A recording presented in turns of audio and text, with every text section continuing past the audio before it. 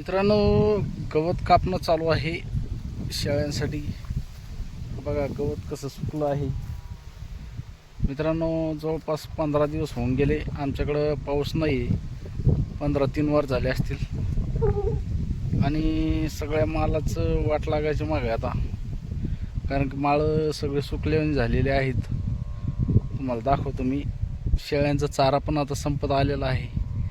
तसं आहे म्हणा, पण पाऊस जर असता तर शेळ्यांना टाकू परेशान झालो असतो. इतका चारा आपल्याकडं अवेलेबल होता, पण पाऊस नसल्यामुळं ते वाढत नाही. तुम्हाला दाखवतो मी. तर हे बघा मित्रांनो, हे पट्टा आहे आपला लंबा मार्वेल गवताचा. तर सगळा म्हणजे याची वाढ खुंटली पाऊस नसल्यामुळं. आणि आता झालं एवढं कोपरं राहिलेलं आहे. एवढं कोपरं आज काढून घेतलं की फायनल होऊन जातं आपलं. मग रात्री शेवरी. तर शेवरी पण सुकल्याने झाली. शेवरीची कापणी आता करावं लागणार आहे. हा दसरथ होता, दसरथ पण कापला आहे आपण.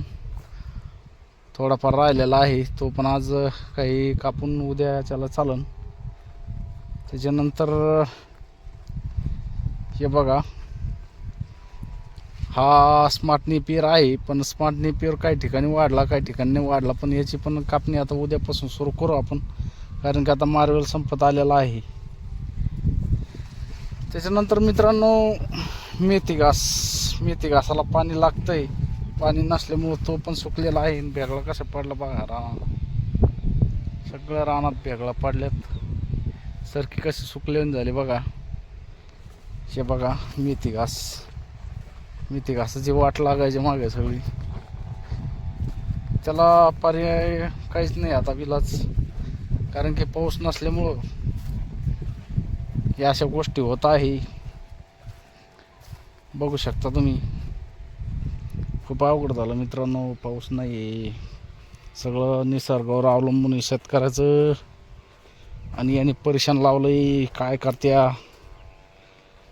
काही पर्याय असला तर सांगा बाबा तुम्ही. याचा काय खूप अवघड झालं काम मित्रांनो. तुम्ही बांधाचं गवत जरी आणून टाकलं शेळ्यांना तरी बघा कशा आवडीनं खातायत. हे बघा, आता हे बांधाचं गवत याच्यामध्ये काही मिक्स, काही मारवेली. तर बघा कशा आवडीनं खातात शेळ्या आपल्या. असं नाही की यांना लगे चांगलंच गवत द्या, भारीच गवत द्या, असं काही नाही. शेळ्यांना फक्त नियोजन चांगलं असलं आणि शेळ्यांना गवत आणि जर राहिलं कोणतं गवत टाका त्यांच्या पुढं, बरोबर शेळ्या खातात. हे बघा किती आवडीनं खातायत.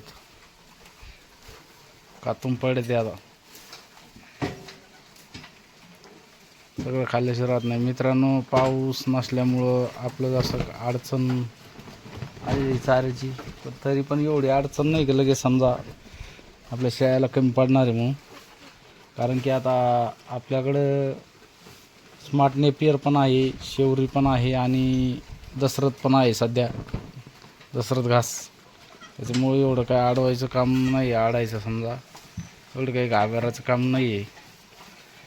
तर मित्रांनो, इतके मेंबर आहेत आपले आता, सगळे 17 आहेत. एक मेंबर वाढलेला आहे, आपलं 16 होते पहिली, तर आता एक वाढलेला आहे.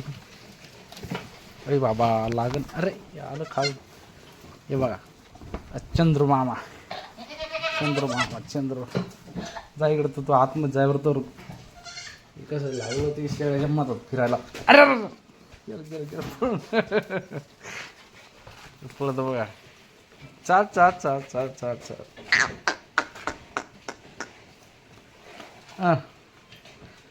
चंद्राची कोर आहे मित्रांनो, याला मस्त जबरदस्त बघू शकता तुम्ही. हा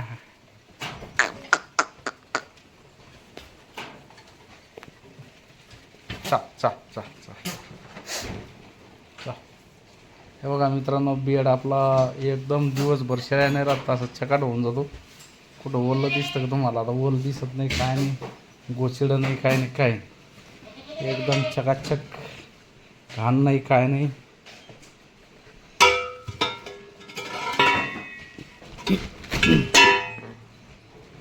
हे बघा, घाण नाही, काय नाही, एकदम चक ठेवत असतो आपण. बाहेर पण तुम्हाला अशी घाण दिसणार नाही. चा चा कारण स्वच्छता खूप महत्त्वाची आहे शेळीपालनामध्ये. आता आभाळ आलेला आहे, पण आता काय होईल तो येऊस तर काही खरं नाही वाटत पावसाचं. कारण असं आभाळ रोजच येतं आपल्याकडं आणि रोजच निघून जात असतं. वारं सुटलं की आभाळ निघून जातं. साटकरे फाटकरे थोडेफार येते, पण एवढा पाऊस येऊन नाही राहिला आमच्याकडे.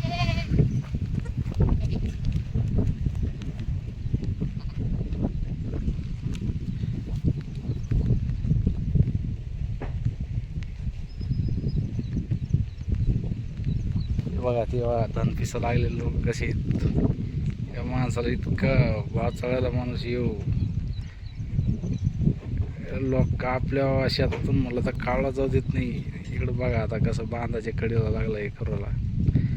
असे लोक असतात काही काही, इतके लोभी असतात. बघा आपली कपाशी चांगली आहे मित्रांनो, पण आता पाऊस असणं खूप गरजेचं आहे. जोपर्यंत पाऊस येत नाही तोपर्यंत अवघडच आहे. ते बघा कशा बोरीच्या काट्या हाणून राहिले. कसं दावत बघा बोरीच्या काट्या. माणूस सोयने वाटण चालत नाही. हे या व्यक्तीला तुम्हाला माहिती आहे का, यांचा मुलगा 20 शेळ्या राहते याच्याकडे. आता सध्या 10 आहेत समजा, पावसाळ्यामध्ये कमी असतात, पण 20 शेळ्या असतात. तर या व्यक्तीकडे शेती कमी होती, पण मुलगा शेळ्या सांभाळल्यापासून त्यांचं वाढलं. आता शेळीपालन वाढलेलं आहे. आणि म्हणजे शेळीपालन आहे, पण इन्कम वाढला. जमीन घेतली भरपूर काही या शेळीपालनावर घेतलेलं त्या व्यक्तीनं. मुलं पण कामं कष्ट करतात भरपूर. तर मित्रांनो, शेळीपालन एवढं हलक्यात नाही आहे. बरेच जण याच्यावरती चांगले सुधारलेले आहेत. आता मलाच नावं ठेवतात माघारी बरेच जण आमची, म्हणतात 4-5 शेळ्या सांभाळतोय. पण चांगलं असतं नाव ठेवलेलं, काही अडचण नाही. बघू आपले येतील दिवस, थोड्या दिवसांना अजून वाढू आपण पण, करू थोडं शेळीपालन मोठं. दमादमानं तुमच्या आशीर्वादानं होणारच आहे. फक्त तुमचा आशीर्वाद असणं खूप गरजेचं आहे. नाव ठेवणारे असले की कसं आहे, प्रगती होती म्हणतात.